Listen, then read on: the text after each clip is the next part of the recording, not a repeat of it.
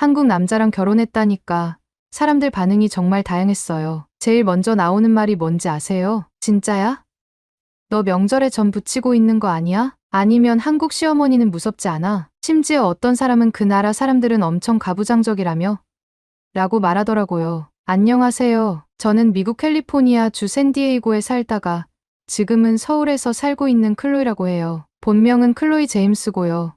한국에서는 클로이라고 그냥 부르더라고요. 현재는 뷰티와 라이프스타일 콘텐츠를 주로 다루는 유튜버이자 인스타그램 인플루언서로 활동하고 있어요. 제 채널은 주로 메이크업 튜토리얼, 데일리 브이로그, 패션 리뷰, 그리고 다양한 나라의 문화 체험을 담고 있어요. 팔로워는 유튜브 기준으로 약 230만 명 정도 되는데 대부분은 미국과 유럽 그리고 동남아시아 쪽에서 유입되는 시청자들이에요. 제 가족은 전형적인 미국 중산층 가정이에요. 아버지는 고등학교 역사 선생님, 어머니는 플로리스트로 일하시고 있고 오빠 하나가 있는데 그는 지금 텍사스에서 군인으로 복무 중이에요. 우리 가족은 굉장히 자유롭고 서로의 결정을 존중하는 분위기라서 어릴 때부터 저도 뭔가 새로운 것에 도전하거나 전통과 다른 삶을 선택하는 걸 두려워하지 않았어요. 제 삶이 완전히 바뀌게 된 건 지난 겨울 뉴욕에서 겪은 한 사건 때문이었어요. 그날은 크리스마스를 앞두고 있었고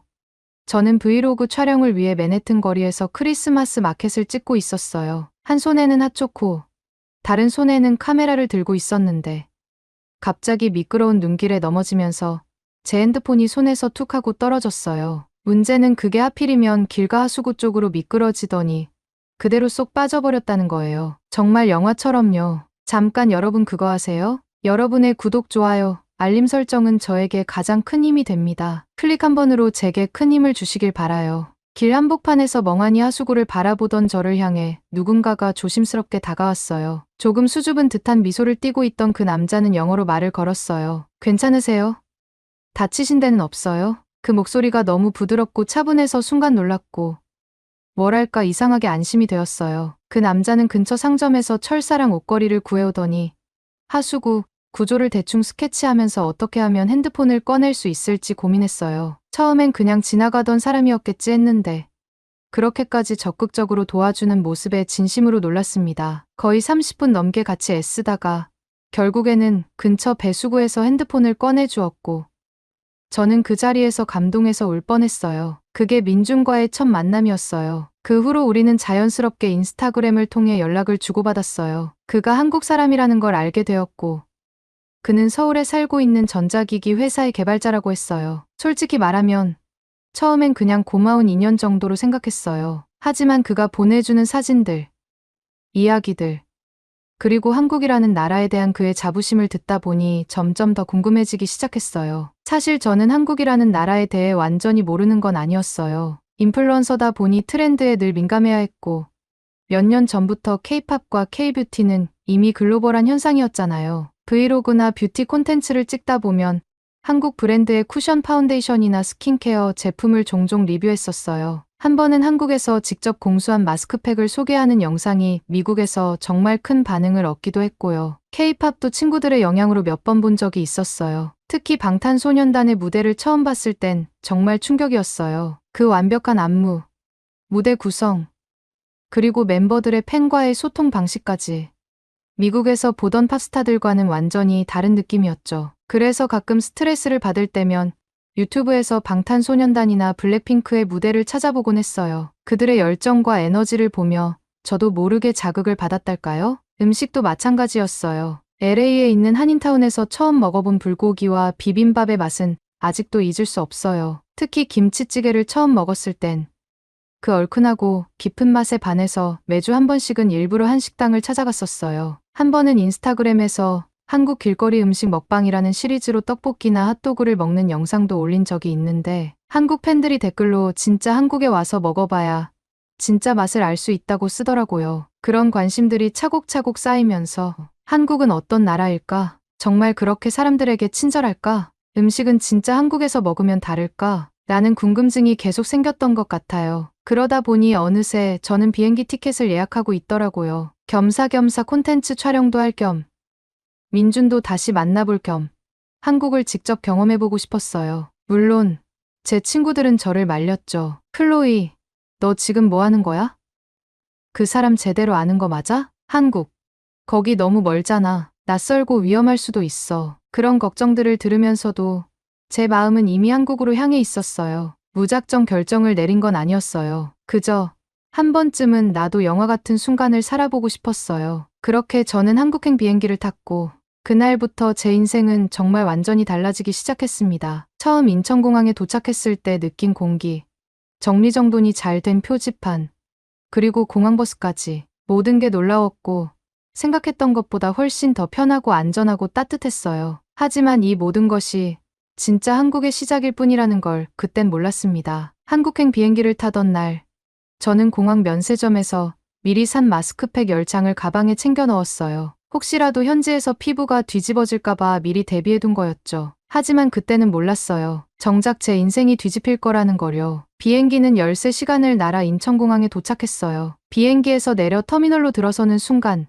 공기가 다르다는 게 느껴졌어요. 무언가 깔끔하고 체계적인 분위기였다고 해야 할까요? 직원들의 유니폼, 바닥의 반짝임, 심지어 안내 방송까지도 정돈된 느낌이었어요. 공항 철도까지 바로 이어지는 동선도 놀라웠어요. 표지판만 따라가면 길을 헤맬 틈이 없었고 그 안에서도 인터넷이 끊기지 않았어요. 처음엔 신기해서 카메라를 꺼내 셀카를 찍었고 그걸 인스타그램 스토리에 올렸더니 팔로워들이 진짜 한국 같냐며 댓글을 도배했어요. 민주는 공항버스가 도착하는 강남역 앞에서 저를 기다리고 있었어요. 검정색 코트를 입고 손에는 붉은 장미 한 송이를 들고 있었죠. 솔직히 영화 같다는 생각이 들었어요. 하지만 실제로는 꽤 어색했어요. 우리 둘 다 직접 만나는 건 처음이라 마치 소개팅 첫 만남처럼 뻘쭘한 시간이 흘렀어요. 그 어색함은 곧 음식이 해결해줬습니다. 민준이 데려간 첫 식당은 한강 근처의 조용한 한식당이었는데 밖에서 보기에는 그냥 평범한 간판과 인테리어였지만 안으로 들어서자 나무 향이 가득한 따뜻한 분위기와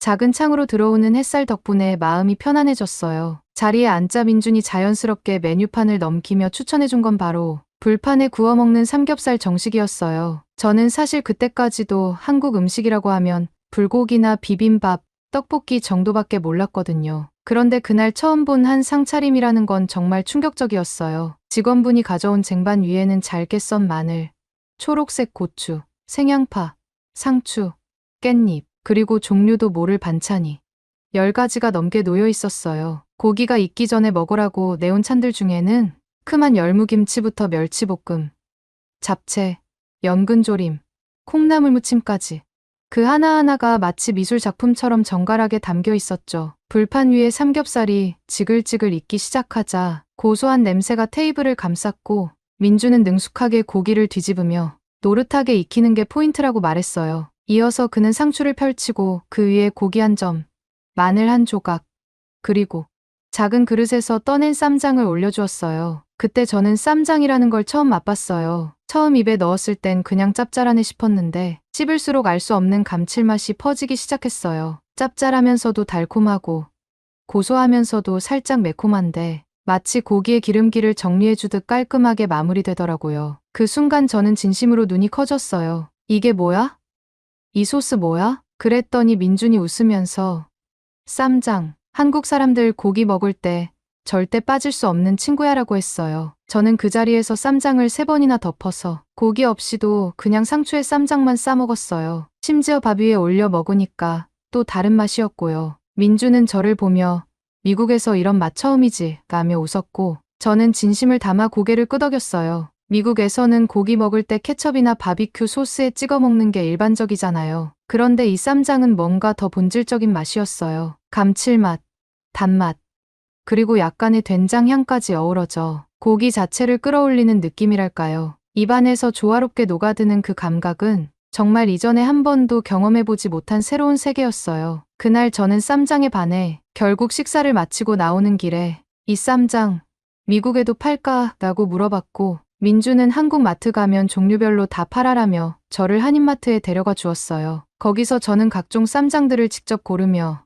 다음 콘텐츠 아이디어까지 떠올렸어요. 쌈장 먹방 대전, 미국 음식에 쌈장 넣기 챌린지 같은 콘텐츠들이요. 그날 이후 저는 고기보다 쌈장을 더 기억하게 되었어요. 그리고 그 맛을 통해 한국 음식이 단순히 이국적인 맛이 아니라 사람들의 삶, 손맛, 그리고 오랜 문화가 담긴 정성이란 걸 느끼게 되었어요. 그렇게 저와 한국 음식의 진짜 첫 만남은 한 입의 쌈장에서 시작되었고, 그건 곧 한국이라는 나라 자체에 대한 호기심과 애정을 더 깊게 만드는 계기가 되었어요. 민주는 그날 저에게 서울의 야경을 보여주겠다며 남산타워로 데려갔어요. 엘리베이터를 타고 올라간 전망대에서 본 서울의 불빛은 말로 표현하기 어려울 정도였어요. 거대한 도시인데도 그 속에 사람 냄새가 느껴진달까. 건물 하나하나가 살아 움직이는 것처럼 보였고, 그곳에서 찍은 영상은 그날 제 유튜브 커뮤니티 탭에서 폭발적인 반응을 얻었어요. 며칠 동안 민주는 저를 서울 곳곳으로 안내해줬어요. 경복궁에서는 한복을 대여해 입고 사진을 찍었고,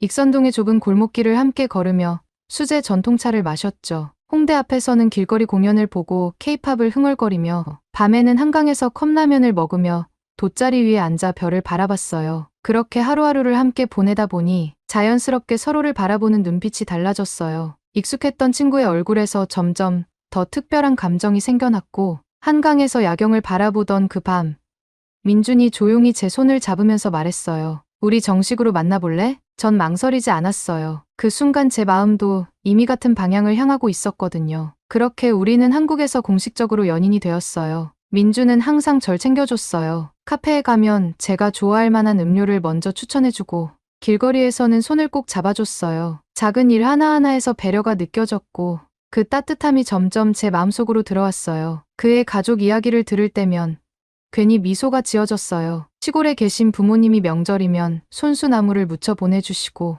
할머니는 아직도 손편지를 쓰신다는 이야기에 마음이 몽글몽글해졌어요. 연인이 된 후에도 민주는 여전히 조심스럽고 배려심이 깊었어요. 이전보다 더 자주 웃었고, 식당에서는 젓가락을 먼저 챙겨주고, 지하철에서는 사람들이 많아도 항상 저를 앞에 세워줬어요. 그런 세심함이 저를 계속 감동시켰고, 어느새 저도 그에게 더 기대게 되었어요. 그러던 중 민준이 조심스럽게 말을 꺼냈어요. 우리 엄마 한번 만나볼래? 그 말에 순간 심장이 쿵하고 내려앉았어요. 그동안 뉴스나 커뮤니티에서 본 한국의 시댁 이야기가 머릿속을 스쳐갔거든요. 며느리는 새벽부터 일어나 전을 부쳐야 하고, 남편은 거실에서 TV를 보는데, 부엌에서는 혼자서 요리하고 치우고 인사까지 해야 한다는 이야기들. 그런데 민주는 곧 웃으며 덧붙였어요. 부담 갖지 말고, 엄마가 그냥 너에 대해 궁금하대. 외국인 친구랑 사귀는 건 처음 본다면서 한번 밥 같이 먹자고 하셨어. 그 말을 들으니 조금 안심이 되었어요. 딱히 공식적인 상견례 같은 분위기는 아니었고,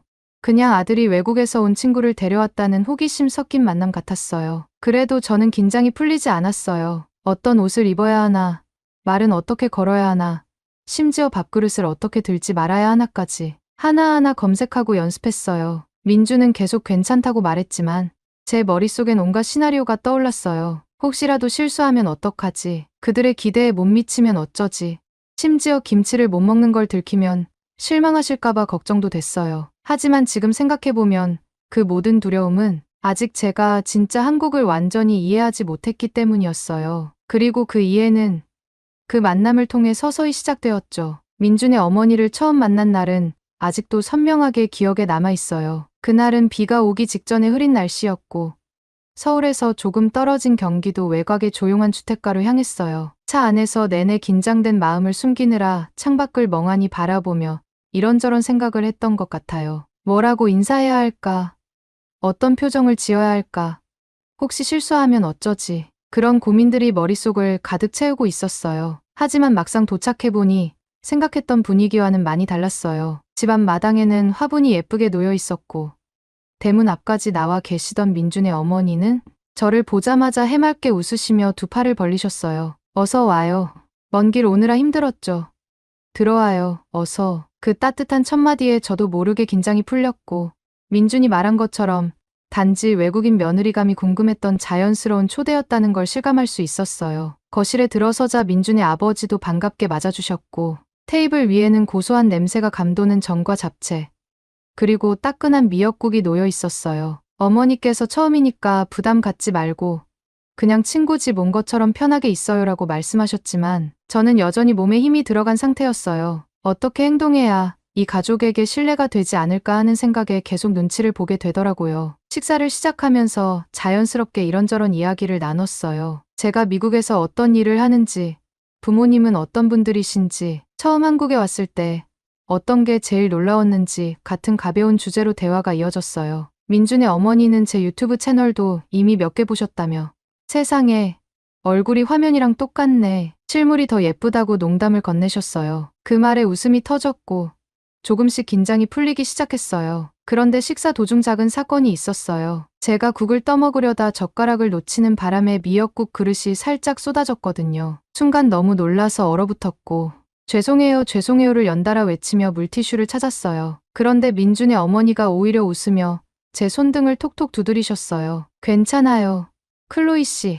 처음에는 누구나 서툴죠. 저도 옛날에 시어머니 집에 처음 갔을 때 밥상을 통째로 엎은 적 있어요. 그 말에 모두가 웃음을 터뜨렸고 저도 비로소 진심으로 웃을 수 있었어요. 그 작은 실수가 오히려 저와 그 가족 사이를 더 가깝게 만들어주는 계기가 되었어요. 식사가 끝난 후 저는 설거지를 도와드리려고 부엌으로 따라갔어요. 하지만 어머니는 손사래를 치며 오늘은 손님이에요. 다음에 또 오면 그때 도와줘요라고 하셨고 그 말에 저는 처음으로 정말 환영받는 느낌을 받았어요. 식탁에서 차를 마시며 이런저런 이야기를 나누던 중 어머니께서 조심스럽게 제게 물으셨어요. 혹시 한국에서 오래 지낼 생각은 있어요? 저는 솔직하게 말했어요. 사실 아직 잘 모르겠어요. 하지만 한국이 점점 좋아지고 있어서 가능성은 충분해요. 그 말에 어머니는 고개를 끄덕이며 우리 문화가 처음엔 낯설겠지만 하나하나 배워가면 생각보다 따뜻한 면이 많아요라고 하셨어요. 그날 저녁 집으로 돌아오는 길에 민준과 저는 잠시 조용히 걷다가 동시에 웃음을 터뜨렸어요. 생각보다 너무 좋았지? 민준이 물었고 저는 고개를 끄덕였어요.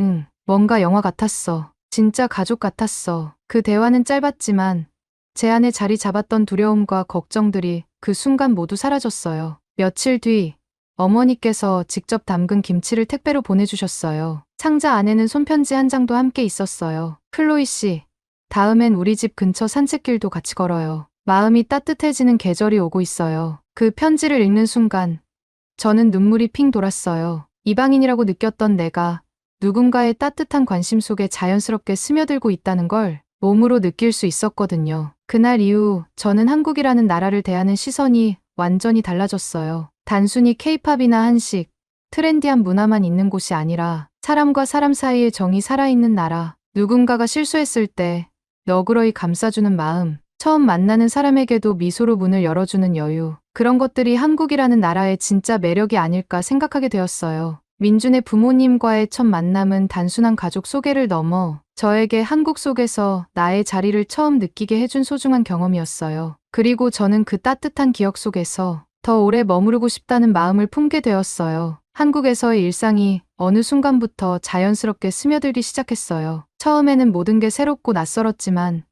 지금은 지하철 환승도 익숙해졌고 편의점에서 도시락을 고르는 일조차 일상의 작은 즐거움이 되었어요. 민준과 함께 강남의 아파트에서 살기 시작한 뒤로는 한국이라는 공간이 단순히 여행지나 콘텐츠 배경이 아닌 삶 그 자체가 되기 시작했습니다. 이삿날은 겨울이 끝나갈 무렵이었어요. 아직 바람은 차가웠지만 햇살은 조금 따뜻해져 있었고 민주는 새로 이사 온 집의 작은 베란다에 화분을 놓으며 말했어요. 여기서 봄 되면 꽃 심자. 내가 좋아하는 라벤더도 괜찮지?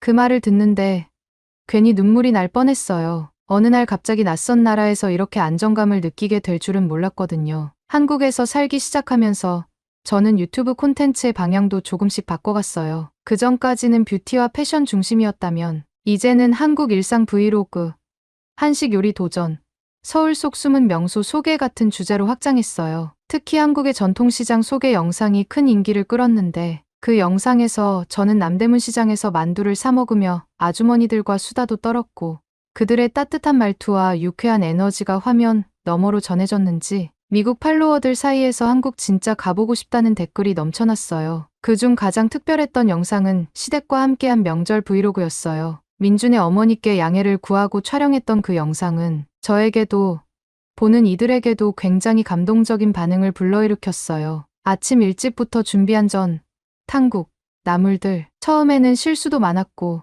장갑도 제대로 못 끼고 손이 얼얼했지만 고모님이 이거 해보면 손만 늘어라며 다정하게 가르쳐주시는 모습, 아버님이 기름에 튀기다가 저 몰래 하나 집어먹고 윙크하는 장면, 그 모든 순간들이 진짜 가족의 모습이었어요. 영상 말미에는 제가 직접 한복을 입고 가족들과 함께 사진을 찍는 장면도 있었어요. 그때 댓글에 이런 글이 달렸어요. 이건 단순한 문화 체험이 아니라 진짜 사랑이고 가족이네요. 그 댓글을 보고 한참 동안 핸드폰을 내려놓지 못했어요. 아, 내가 진짜 한국이라는 곳에 뿌리 내리고 있구나.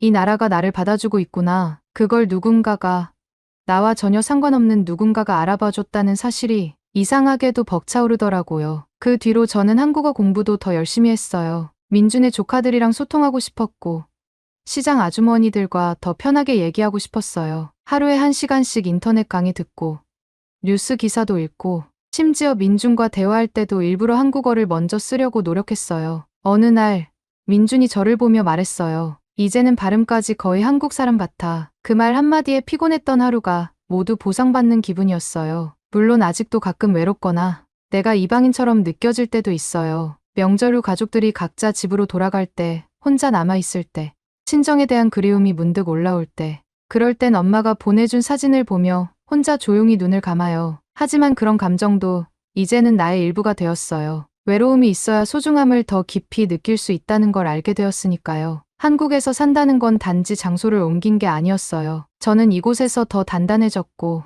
사람들과의 관계 속에서 나라는 사람을 더 또렷하게 만들어가고 있어요. 처음엔 낯설고 겁났던 문화들이 지금은 저를 안아주는 포근한 이불처럼 느껴져요. 한국은 놀랍도록 세련된 나라예요. 기술도 빠르고, 도시도 현대적이고, 모든 게 정리정돈 잘 되어 있어요. 하지만 진짜 매력은 그런 외적인 것보다 사람들의 따뜻한 마음, 서로를 돌보려는 문화, 그리고 낯선 이도 가족처럼 품어주는 정서에 있어요. 저는 그런 한국의 속마음을 사랑하게 되었어요. 어느 날 민준이 그러더라고요. 다시 미국 가고 싶다는 생각 안 들어? 저는 웃으면서 대답했어요. 이젠 미국 가면 한국 음식이 그리워서 못 살 것 같아. 그 말이 농담 같지만 사실은 제 마음의 진심이었어요. 앞으로도 저는 이곳에서 계속 살아갈 거예요. 이 가족과 함께하고 한국의 계절을 느끼고 작은 행복들을 브이로그에 담아 전 세계 사람들과 나눌 거예요. 혹시 누군가 저에게 한국에서 살아보니 어때요?